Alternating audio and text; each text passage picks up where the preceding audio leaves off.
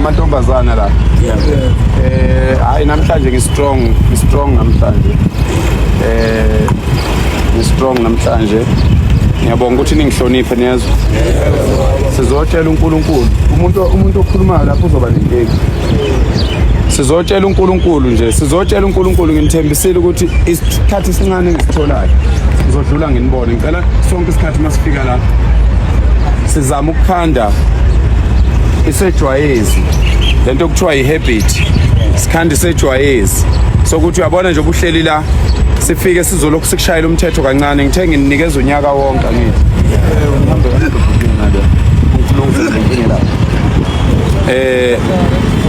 sikhanda into okuthiwa ihabit isejwayezi sokuthi uma ngabe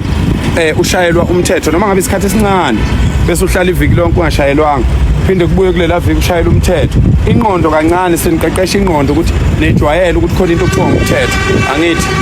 khona into okuthiwa umthetho nikwejwayele lokho ke ngoba uzonisiza phakathi kwenu bakhona abazosizakala nezo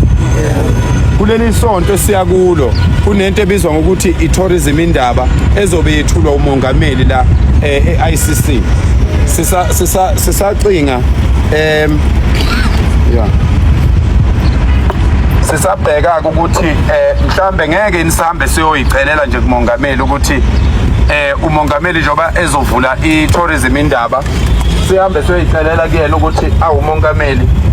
ngeke inkosi yami lamazwe omhlaba angaka azobegcwelela eSouth Africa ICC ngeke nisale sesisebenzisa lelo thuba lokuthi sikhombisa amazwe omhlaba ukuthi webo president nezikhulu nosomabhizinisi abaqhamuka umhlaba wonke niyabona lento esenza South Africa kuyona xenophobia. These are not xenophobic attacks and these are not tribalistic movements and we are not vigilante groups. We are concerned citizens of this country. We wish we can send that message so that the world, the BBC, the Sky News and the New York Times, they can see that we are not xenophobic. We are saying, government, can you please look at these young lives that are wasted due to illegal immigrants cooking drugs and hijacking buildings and forcing our kids, our young daughters, our young girls ukuthi adayise imizimba. Sifisa ngathi singathola lelo thuba umongameli njobe ezobe lapha eICC sizozama ukulisebenza lolo daba ukuthi sibone ukuthi ngeke sicele kupresident wethu Ramaphosa ukuthi sithathe lezi ingane sithathe nina izingane zakithi siyokwenza ngani ubufakazi futhi benganisusi la beniyeke nje kanjena ngoba vele baniyekile kanje beniyeke kanjena afika amazwe omhlaba ezobuka yonke lento la ukuthi ngempela masithi abantu bokufika babulala izingane zethu sisuke sisho lokho so ke ayikho into embi lesithi sifuna ukuyenza sihlasela izwe njengoba nikwazi ukungilalela nihlale phansi kanje njengoba nikwazi ukungilalela nizothe kanje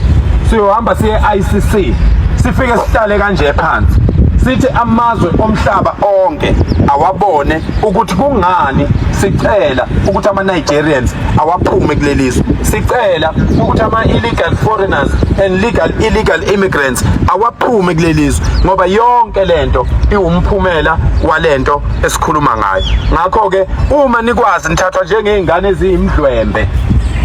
kodwa nikwazi ukuthi uma nginicela ukuthi hlalani phansi nithule nedlula ngisho abantu abaphilayo abangawadla ama-drugs niyawabona amamasha ami lapha emafonini ukuthi khona abantu abangalaleli emamashini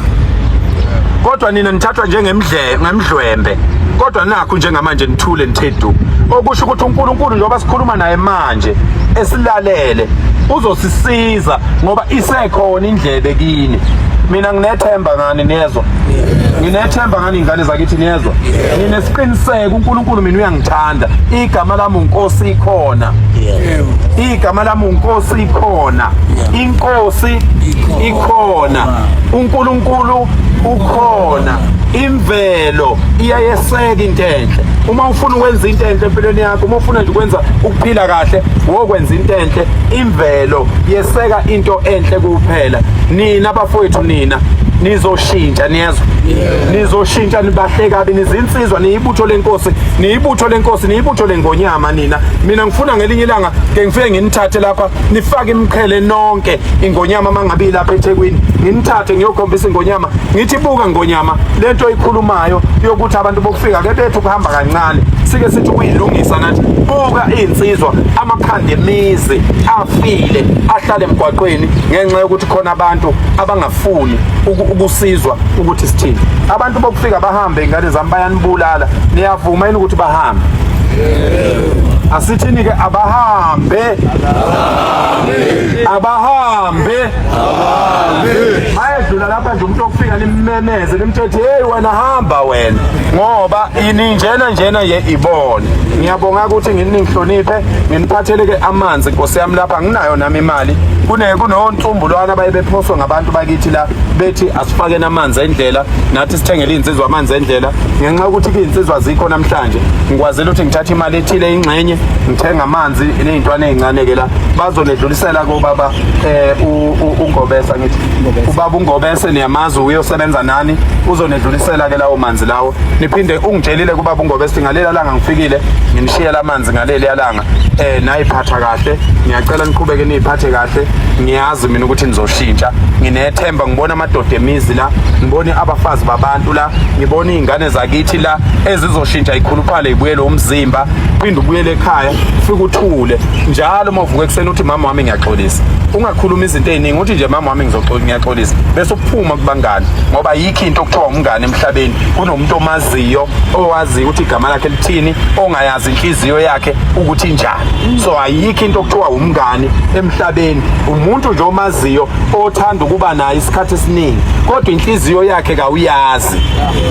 so musa ukuthi umngane wakho loyo so ke ngiyacela ke ingane zami niphathe kahle niqhubeke nihloniphe njengoba sikhuluma uNkulunkulu silalele niyangizwa uNkulunkulu silalele njengoba sikhuluma uNkulunkulu othanda okuhle usilalele njengamanje uNkulunkulu wadala lo mhlaba wavuma ukuthi ube khona wena emhlabeni usilalele njengamanje uNkulunkulu lo wenza inkomo idlutshana obuhlaza ikhipha ubiso lomhlophe usilalele njengamanje nizosinda ingane zakithi niyezwa nizosinda lo moya kaNkulunkulu oheleza manje njengoba ngikhuluma ngicela unisindise ngiyabonga ukungihlonipha niyezwa uNkulunkulu anibusise amen ngiyabonga bafethu ningabe sanyakaza muntu